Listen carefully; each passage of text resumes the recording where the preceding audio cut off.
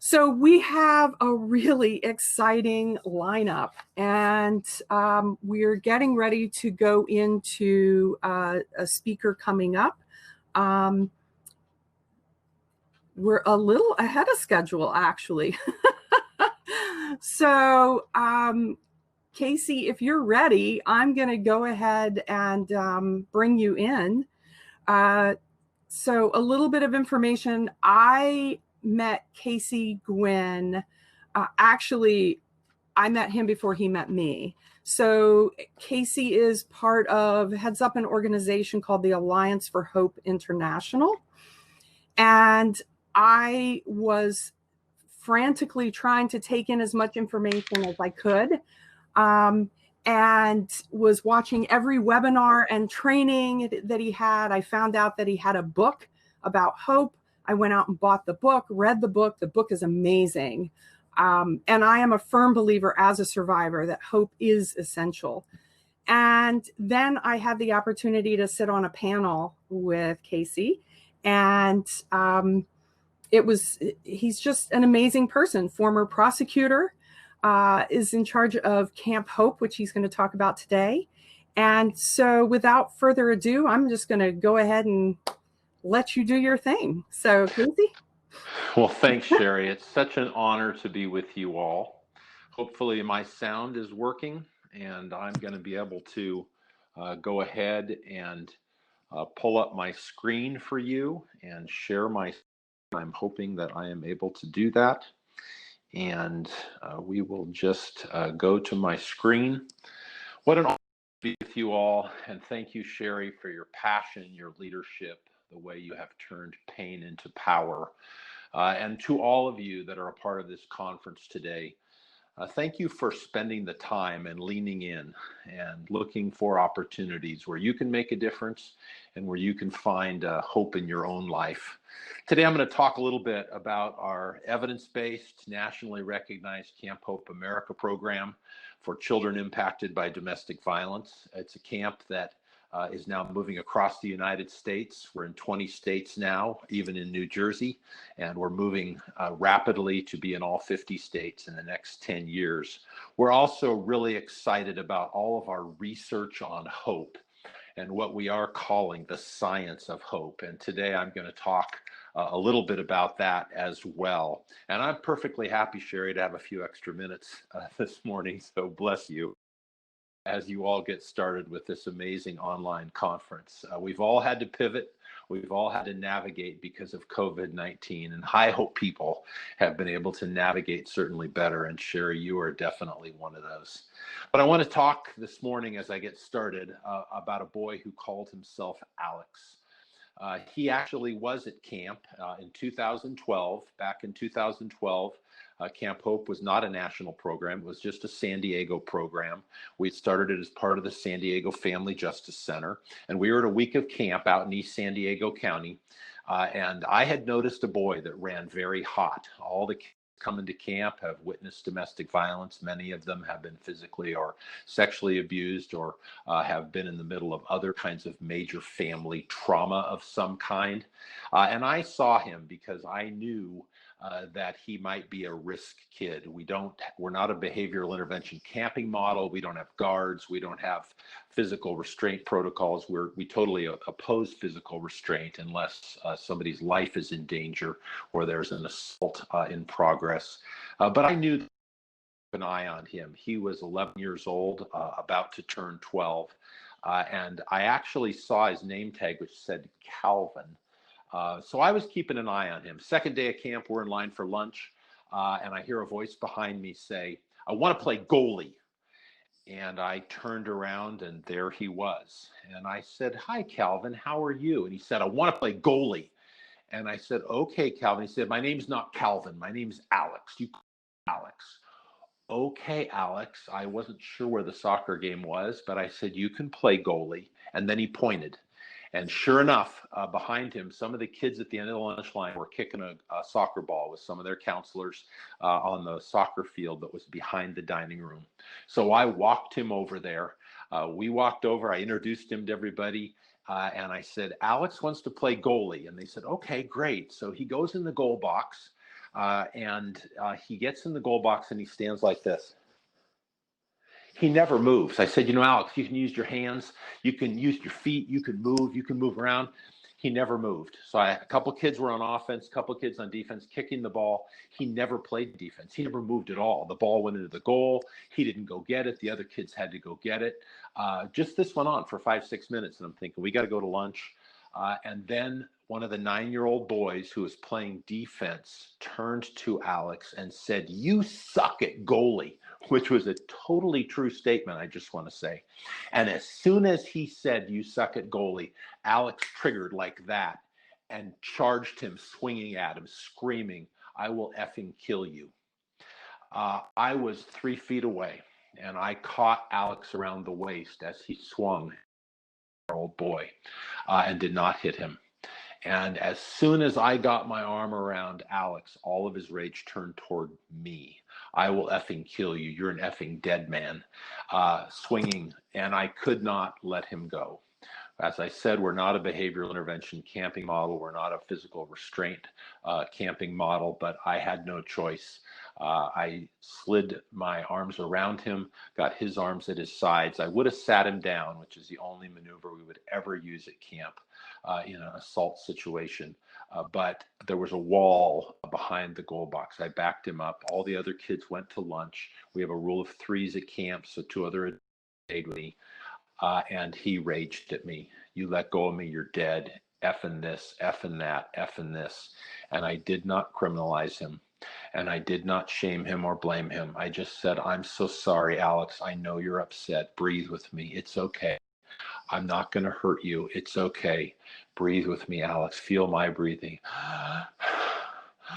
Feel my breathing, Alex. It's okay. Let it out. I know that hurt your feelings. I know you're mad." This went on for 20 minutes until he started to self-regulate. And he started to come down, stop screaming, stop threatening me.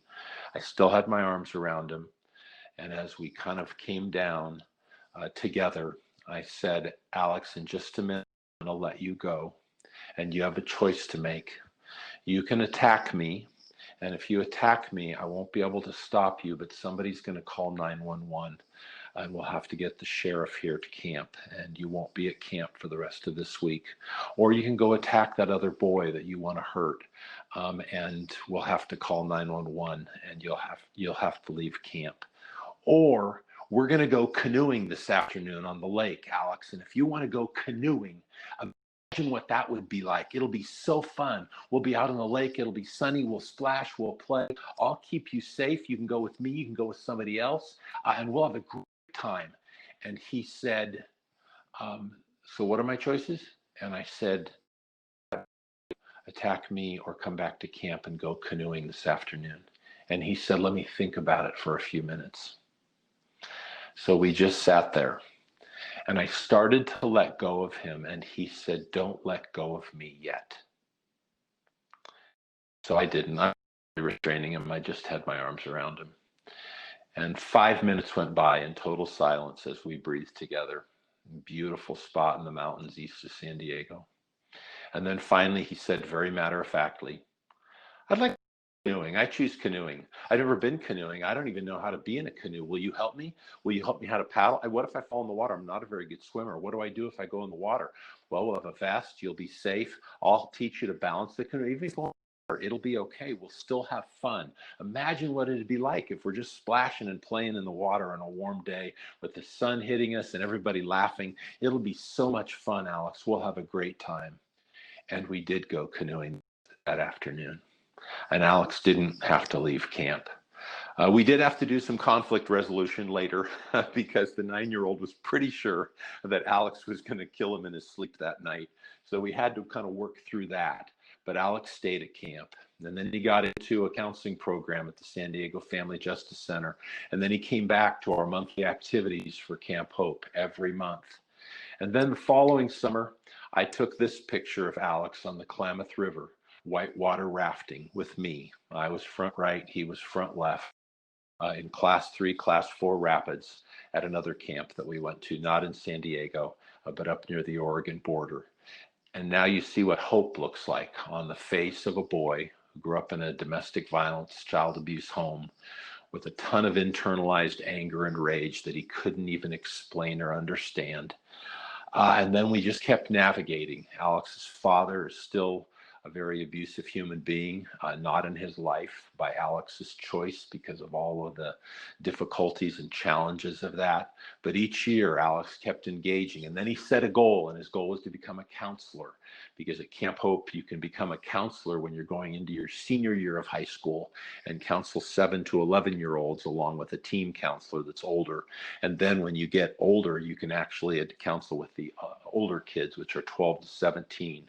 So when he was going into his senior year, he became a counselor. And by now, he didn't want to be called Alex anymore. He said, Alex is my middle name. I only use Alex because I'd be a different person. And I thought if I changed my name, I'd be a different. But my real name's Calvin, so call me Calvin. With no undertaking, because I've been calling him Alex for these years while he was growing up, and I was honored to be one of the mentors in his life.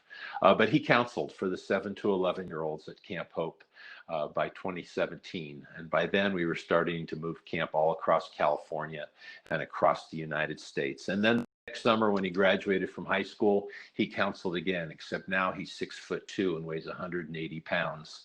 Now, if he were to trigger, I couldn't possibly restrain him. He'd hurt or kill somebody. He might get in a life and death incident with a law enforcement officer. Now is not the time when he needed that intervention. He needed it when he was years old, when we had a chance to really turn that around without anybody getting seriously hurt or injured. And just weeks after this week of camp, with that amazing, we on a scholarship to go to college. He's not going to juvenile hall. He's not going to jail. He's not going to rape or strangle or beat a woman or a child.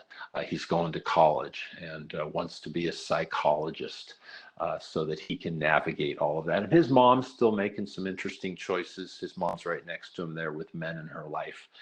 But Calvin has goals, and he's moving toward his goals in life. I start with that story because this journey for us in Camp Hope America, which is going to form my comments today about the hope, is really a decision we had to make many years ago. That real criminal justice reform, real racial disparity reform, includes helping trauma-informed kids before they get into the criminal justice system. It's not getting people out of jail or prison. It's keeping people begin with. And the sooner we can do that, the better, particularly with kids impacted by trauma, violence, and abuse, because the vast majority of people that end up in jails and prisons in this country grow up in homes with child abuse and domestic violence, and often some mix of drugs and alcohol. And then if you put an overlay of historic oppression, racism, poverty on top of that, it's just a force multiplier in the disparate impacts of the criminal justice system. And after those early years of Camp Hope, just in San Diego, where Calvin started in 2012, Camp Hope has now gone across the United States. We've developed an evidence-based camping program, challenge by choice. Kids do scary stuff in Camp Hope all over America. They raft, they rock climb. It's kind of an outward bound model we call challenge by choice, but we're focused on increasing hope now in their lives, because hope heals trauma and hope mitigates the impact of adverse childhood experiences. When we first started Camp Hope, it was just a 1 week of camp program. Diego, part of the Family Justice Center, 2003 to 2015, just San Diego, and just 1 week. And then we realized 1 week wasn't enough. We realized that we had to have more than a week. For kids to have hope in their lives, they have to have things to look forward to. And if they have nothing to look forward to, hope stays very low. True not just for kids, true for all human beings. If we don't have the ability to look forward and imagine what our future should be, what we want it to be, who we want to be, what we want to do, we don't have hope. So in 2016, we actually started implementing a program that we started planning in 2014, which is year-round mentoring along with a week of camp in summer. So the kids look forward to camp, but then they look forward to things all year long. Verizon helped us fund that first in California and now across States. And we began a longitudinal study in 2015. The kids that pictured here, the two large groups of kids. Those are 100 kids from San Diego and Imperial County that began Camp Hope in 2015, and we started tracking them longitudinally to see what would happen when hope went up in their life. You know what our college enrollment rate is with those 100 kids? 100%. They're not going to jail or prison or juvenile hall or mental health facilities. They're going to college, some going to vocational schools. But the amazing thing is that hope is actually changing their pathways. And yes, we measure hope. I didn't even know 10 years ago in my life you could measure hope. I didn't even know there was such a thing. A man named Dr. Chan Hellman at the University of Oklahoma's Hope Research Center. I'll talk about him in a minute. But we measure hope before camp, 30 days after camp, and the last day of camp in the middle. And you can see how we can increase hope in kids' lives. The challenge by choice piece we think is important in it. Kids growing up in abusive homes are scared all the time. Their amygdala is firing all the time. They're hypervigilant. Their limbic system is on high alert in their brain. They never win. They never win over that they live in. But in Camp Hope, they can be afraid of things and then they overcome them and they win. They actually get cheered for and honored, and character traits overcome fears and challenges in their lives. So we measure hope, we measure resiliency, and we measure something called well-being in the work that we do at Camp Hope. The amazing thing is that we've also started measuring what are called adverse childhood experience scores in our kids, and we don't do that with the little kids, but we do it with kids 12 to 17 under the assistance of Dr. Vince Felitti, the author of the ACE study, who has helped us navigate that with Dr. Chan Hellman. And our average ACE scores are almost a 6 of all our kids coming to camp. If you're not familiar with the ACE study, it's about childhood trauma and certain kinds of trauma and how they predict later health issues, victimization, criminalization, challenges that people face even decades later in their lives because of trauma from childhood that was never mitigated. And our kids have really high ACE scores. And Dr. Vincent Felitti always says, Casey, don't forget to tell the audience those ACE scores are probably low. Those kids are probably underestimating or minimizing or not telling you the whole truth about what their ACE scores really are. But it's important for us to acknowledge that. And so we've developed a curriculum program where we study biographical characters that are people who have overcome amazing odds. Many leaders of color in this country we study, because most of our kids are children and youth of color. And then we give them truth statements that go with that. And they literally memorize those truth statements every day. And those truth statements get chanted at campfires at night even. My dreams can come true. Good friends can help light my path. I am resilient.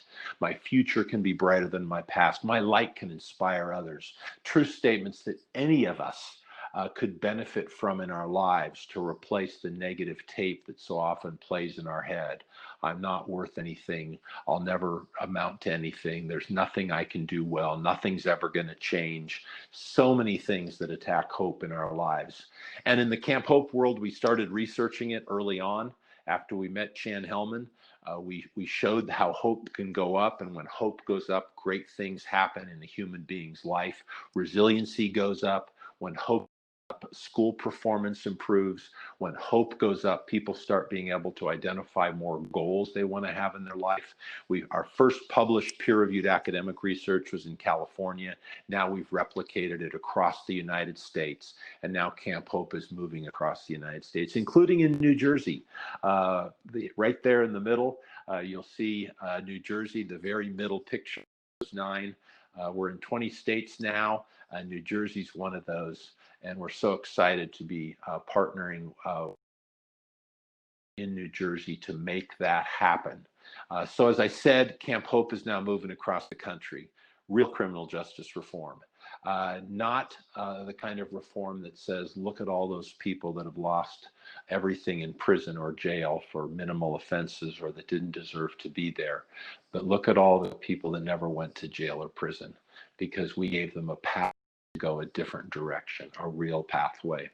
And I also know today that you long to see my grandchildren, so I wanted to show you my grandchildren as we get started in this conference. One, because they're so near and dear to my heart, but two, because this is really personal to me. I score a 5 on the H scale. I too grew up in a family impacted by abuse and violence for generations. And so for me, this is very personal, this work that I've been privileged to do for the last 35 years since I began as a domestic violence prosecutor in 1985 in San Diego. And those kids are now 2 generations away. From my grandfather, who abused both his wives and abused all 8 of his children, including my dad, who struggled his whole life with the impacts of having been punched in the head over and over and over again growing up, experiencing bipolar disorder for most of his adult life, and navigating that, sometimes medicated, sometimes not, with incredible challenges in his life. But that cycle's breaking in my family because my kids are all grown now, and their partners are all people who love and honor them and respect them. And those relationships are now producing the next generation of kids where the cycle is broken. They're growing up safe. Their amygdala is not firing every day. So this is personal work to me, to be sure. And at the end of the day, it's all about what it means to restore hope, because hope gets sucked out of all of us all the time. Teresa said many years ago when she was asked what's the calling of humanity, she said, we want to create hope for every person. We must give hope, always hope. And I do believe we're in the hope business. Everybody listening to the sound of my voice, we're in the hope business, whether it's hope in our own life, whether it's hope in our kids' lives, our grandkids' lives, whether it's hope in serving others who have been victimized by violence and abuse. We're in the hope business, and we must give hope, always hope. The problem is that, as Brene Brown said in another context many years ago, you can't give what you don't have.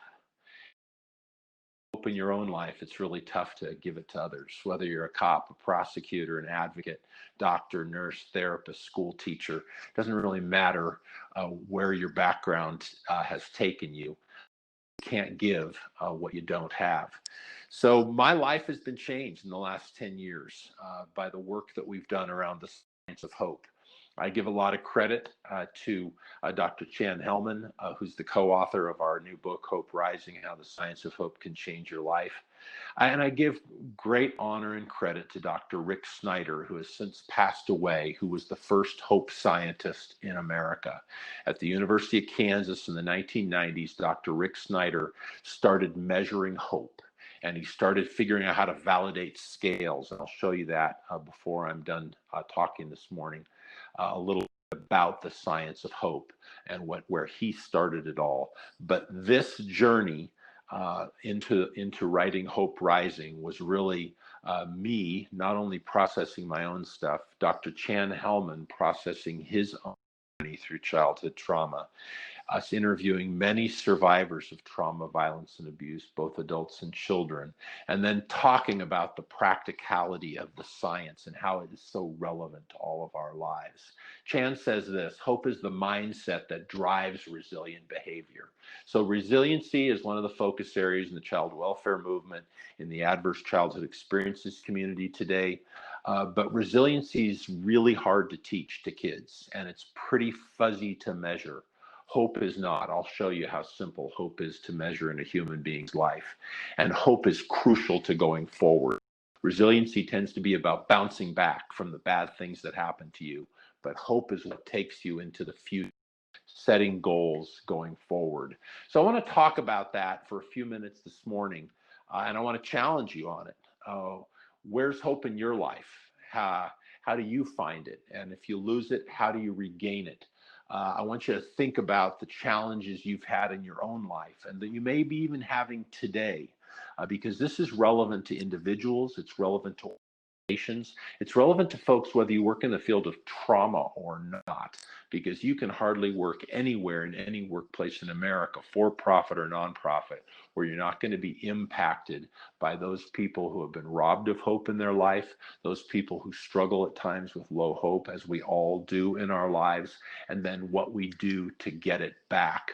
So as I'm going for the rest of my time this morning, I want you to think about your own definition of hope. How you would define it in your own life. Some people think, well, like hope is emotion, hope is optimism, hope is a good feeling about the future. I want to challenge those kinds of definitions. If I say, I hope it's going to be nice weather today, that's actually not hope.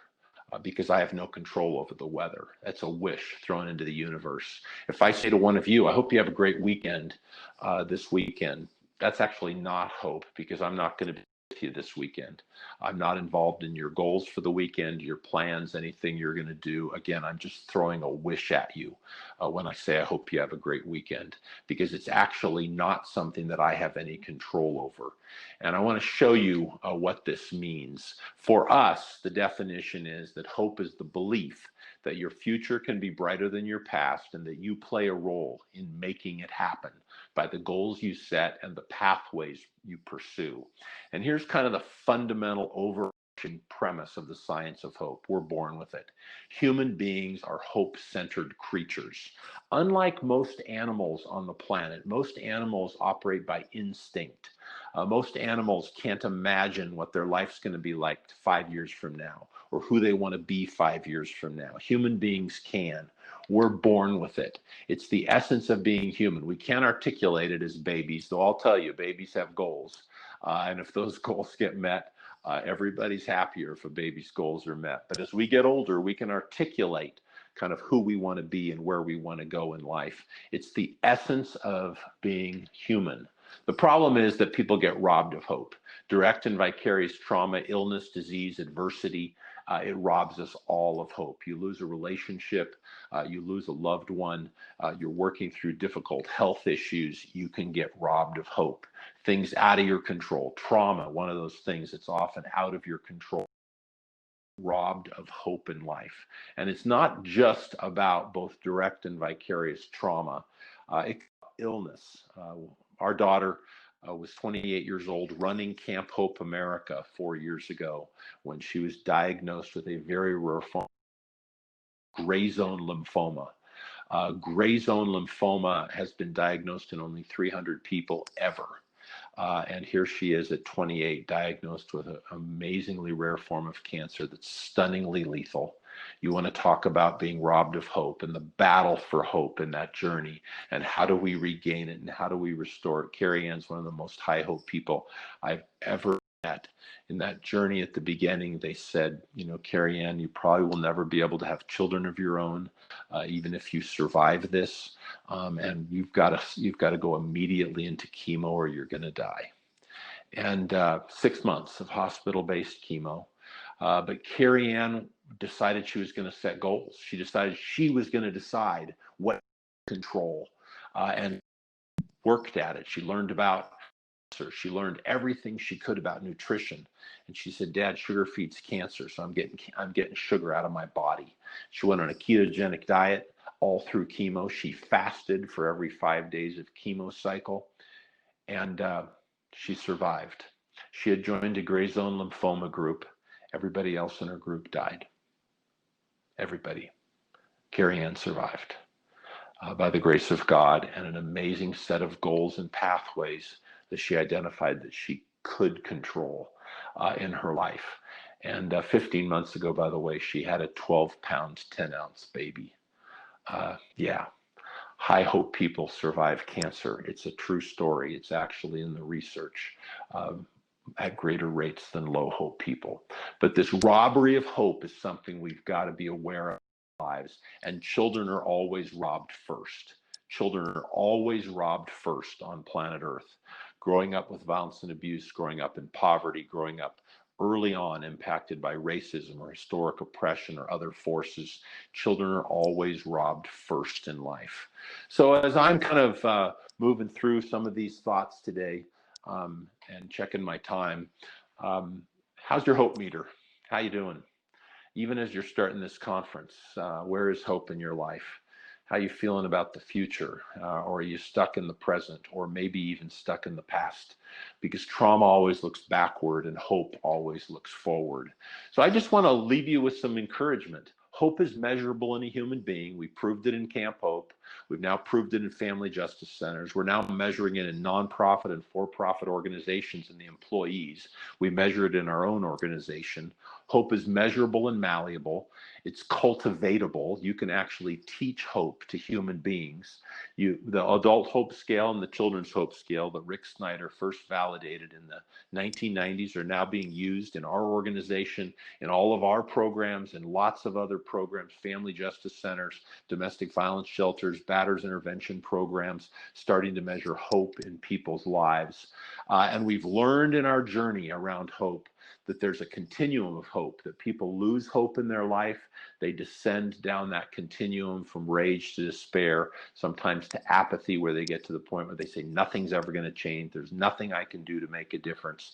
That's the hope continuum that we're always battling. When I first saw it, I said to Chan, after our lit review for Hope Rising, I said, so people have to go then from apathy to despair back to rage? And he said, no, Casey, there's another continuum. There's a continuum that says that we can nurture hope in a human. Every good advocate, every good social worker, every good therapist nurtures hope back into people's lives. Small goals, help them figure out pathways to get to those goals, the goals they can control, that they care about, and then imagining what it'll be like to accomplish. Remember what I said to Calvin back in the day? Imagine what it'll be like to go canoeing and feel the water and splash. And if we fall in, imagine what it'll feel like to have the sun on us and have the cool water, and we'll just float because we'll have PFDs on and we'll be just safe in the water together. I created future memories for him before it even happened. Imagination is part of the pathway to hope for human beings. And we are measuring it now. We're measuring it in our organization. We were measuring it every year. We're now going to measure it every other year, all de-identified. But if your organization is sucking hope right out of the people that work for you, you got to do something different in your organization, because our goal should be to have higher hope people in the workplace rather than lower hope people. Just wrote a book on children, a children's book on hope called Good Night Moonbright. And we're working on teaching little kids about hope, 3, 4, 5, and teaching their parents about hope. Wrote it with Sherry Lyon, who's a 40-year teacher in the public schools in San Diego. A fun little book about the science of hope for parents and for kids. And I just want to make this point before I make a few other comments about our work. Be kind to your kids. Be kind to your kids and help them realize that they can do anything they want to do in life, and that they can actually imagine a future and then pursue that future in their lives. Whether your kids have ever been exposed to trauma or not, that's where the world changes right there. It's not the battle for what's going on with 40 and 50 and 60 and 70-year-olds. It's kids that are the way we're going to change this culture and change this society. And Hope Rising is now being used in lots of community-based agencies and programs. Mary Murphy is the director of a family justice center in Buffalo, just said during COVID, everybody read Hope, because it's such an encouragement to people to think intentionally about how to increase hope in their lives and restore hope in challenging circumstances. So as I head toward the finish line, I just want to challenge you today. What would your life look like if you really applied the science of organization to your family? If you started imagining a future and figuring out the steps you had to take to it, and then recruiting others to it? I want you to kind of think about that vision. And when I tell you to vision, to envision, don't forget the only difference between a vision and a hallucination is the number of people who see it. So if you have a vision from this little talk and nobody else sees it, you pretty much are going to need counseling and medication. But if you want your organization to change, or your business or your family or anybody else, you've got to help other people learn about this and see it as well. Closing story. That I hope encourages you as I wrap up here. Camp Hope America has moved to 20 different states, including Connecticut. We have a community-based sexual assault domestic violence agency there called the Center for Family Justice that has morphed into a multi-agency collaborative where we've got cops, prosecutors, advocates, doctors, nurses all under one roof. That's what a family justice center is. 4 years ago, they started Camp Hope, and a young man named Ethan, ninth grade, 4 years ago, started camp, impacted by domestic violence. His mom came to the Family Justice Center for services. Ethan spent 4 years, these last 4 years, going to camp. He's the class of 2020 this year, dealing with COVID. Prom canceled, everything canceled for Ethan, everything gone. And yet, in April, Ethan reached out to Sasha Collins, the director of Camp Hope in Connecticut, and he said, Miss Sasha, I want to do something for the families of Camp Hope. Will you give me their addresses? Because I want to take them things they need right now. And Sasha said, that's exciting, Ethan. I'm happy to help. And she got him addresses for all the Camp Hope families, and he knew them. He knew all the kids because he'd grown up in camp with them for 4 years. And then he went to every food bank in Bridgeport and gathered food and delivered it to every child and family of Camp Hope in Bridgeport, Connecticut.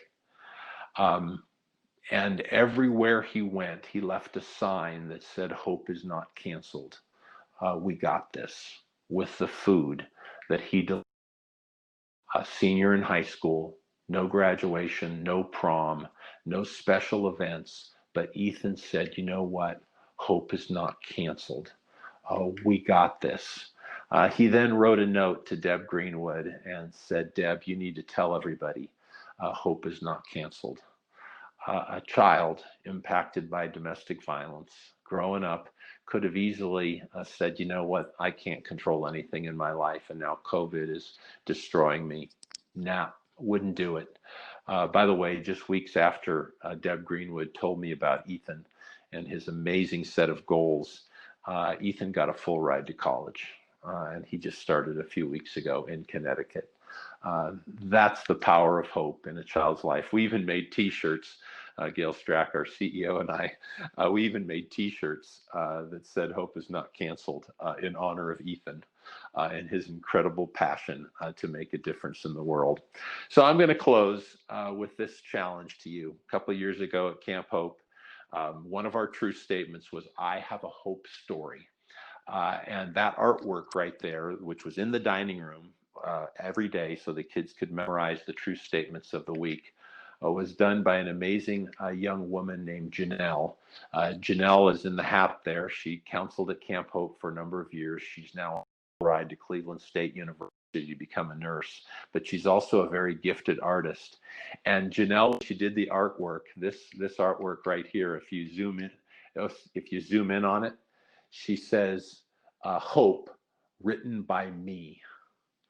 We're all writing a hope story. We all get to write our hope story. We get to help others write their hope stories.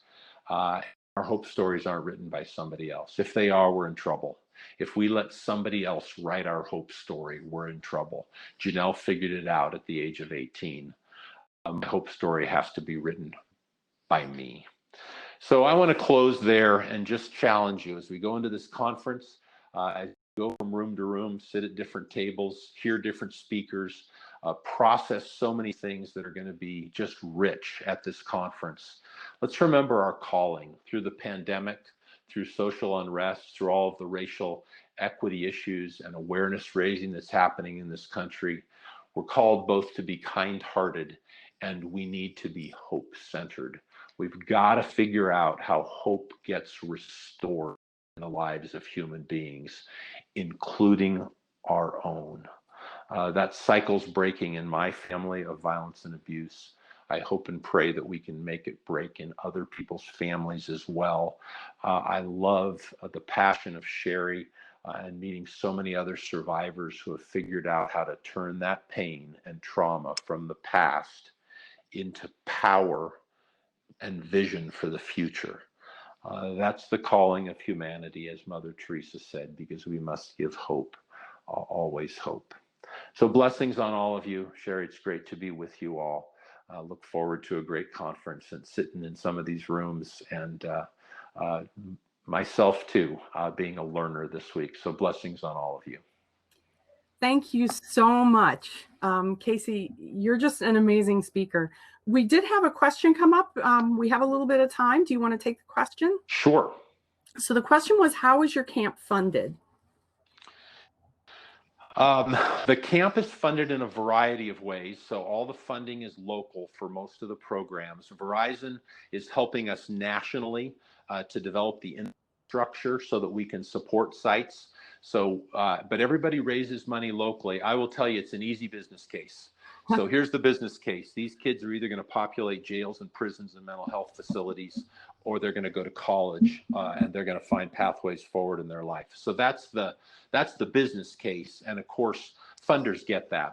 We've never had any problem. Deb Greenwood in Connecticut a couple of years ago said, I've got a problem. I've raised as much money as I need for Camp Hope. It's like, that is not a problem. Not a problem.